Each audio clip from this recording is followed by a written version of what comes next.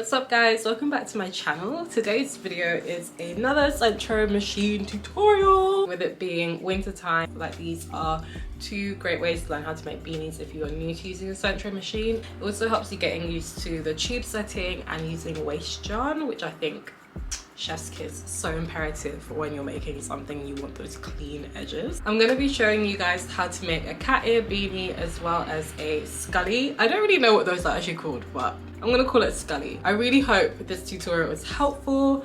I'm not going to waffle anymore. Let's jump right in. Guys, so we're going to start with our cat ear beanie for our first hat. You're going to need a Sentro machine, waste yarn, one skein of yarn, a yarn needle, crochet hook and scissors. I'm starting off with my beautiful Sentro machine and I have my waste yarn right here. It's not a lot, but I do have more. It's always good to use as much waste yarn as possible to hold all of your stitches once we cast off. And we want to make sure that our Sentro machine is switched to the tube setting. If this is your first time casting onto your Sentro machine, you want to go ahead and hook your yarn under the first pin to the left of the white pin on your machine, which should be labelled pin number 1. And you want to weave that back and forth through the pin. So you want to hook under and go around the back and hook under the other one. I apologise, my Sentro machine has been through a lot, so she doesn't have the suction cups, so she's a little bit wobbly. But I'm slowly cranking as I'm weaving the yarn back and forth through the pins, and that's just a simple cast on. I don't think there's any other way to cast onto the machine, so you can literally use this for every single item you make on here. Once you reach the end, you want to go ahead and hook the yarn under the hook and feed that through the yarn guide, and once that's fed through the yarn guide, you can go ahead and choose how tight you want the tension to be in the tension guide. I choose 2, you may want 1, 3. Once you've done that, you want to slowly go around and crank your machine. You don't want to go too slow, you also don't want to go too quickly, because we don't want to drop any stitches. Just keeping a nice steady pace on your machine while you crank for the first couple of rows is always perfect. Once I feel satisfied of how many rows I've got of waste yarn, I'm going to go ahead and cut that, remove the yarn from my tension guide and just lay that loose end into the center of my machine. Then I'm going to go ahead with this very beautiful, cute lilac purple yarn that I've got. I'm going to take the end of that yarn, leave myself a pretty long tail just by putting some excess yarn right into the center, laying that through the yarn feeder, and then through my tension guide. For this, I decided to do all 3. I feel like it looks so much better when it's knitted very tight. It also has a very clean finish to it. Then I'm going to hold both the waste yarn and my working yarn, which is the purple one, together while I crank the first couple of pins. That just helps me know that the yarn is secure and it's not going to go anywhere. Then I'm going to reset my row counter to 0 because we're going to go ahead and work 120 rows in our main colour.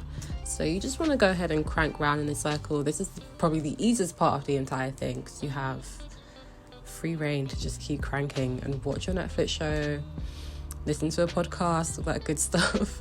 I would definitely say keep an eye out for any drop stitches. I went ahead and tied the waste yarn loosely to my working yarn. Sometimes there have been times where I've not tied them together and it's completely like giving me drop stitches all the way down, which can be very stressful and not fun to deal with. So yeah, just keep an eye out for any drop stitches. Take your time, enjoy the process. It can get very repetitive, but it's all worth it in the end. This beanie in particular was for my daughter, so I went ahead and did 120 rows. I'd say 110 to 125 is probably a good range for a kid's beanie. If you're looking to make one for an adult, you definitely want to make one that's between 140 to 150. Another thing that you can also do to prevent drop stitches is to roll your work inwards on itself on your machine. That's just going to create a little bit of weight, a little bit of tension to hold those stitches down as you're cranking the machine. Cool, so once I've got my 120 rows, I'm going to remove my yarn from the tension guide, give myself a nice tail to crochet with because we're going to be slip stitching this across.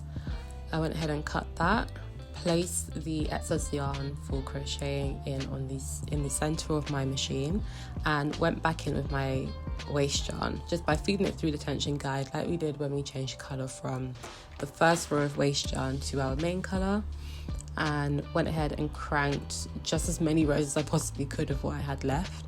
Definitely recommend having a good decent amount of waste yarn just so you don't run into any issues or drop stitches.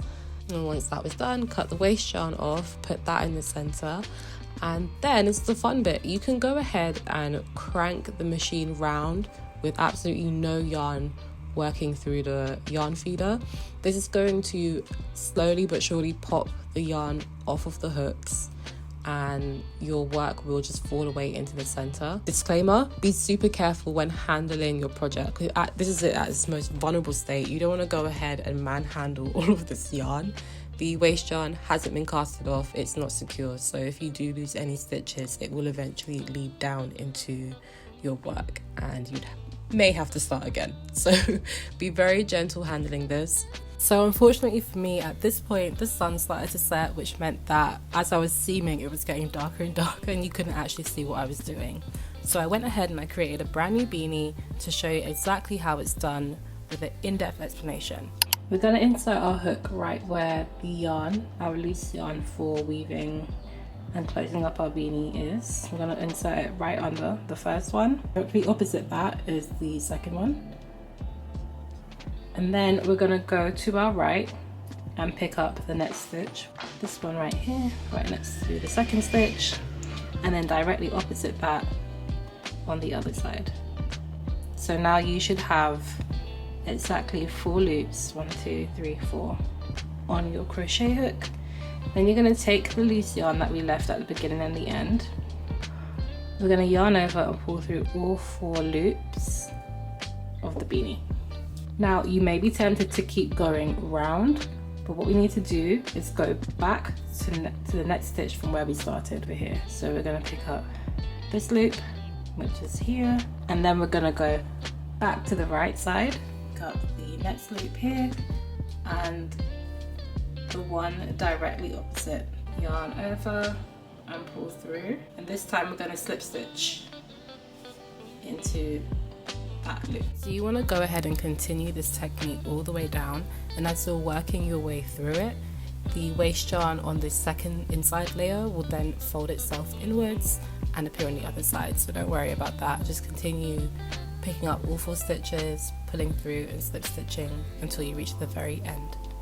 Then you want to cut your yarn and secure your work, and you're pretty much done. I decided to trim the excess waste yarn off the beanie, and it gives us this very flawless straight line finish.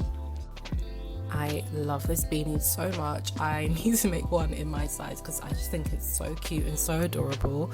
My daughter loves it. She wears it almost every day, and I'm not gonna lie, I like how it looks here when it's not folded with a band, but of course on her head it fits a little bit better, so it looks a lot nicer on her. But I definitely am in love with this style.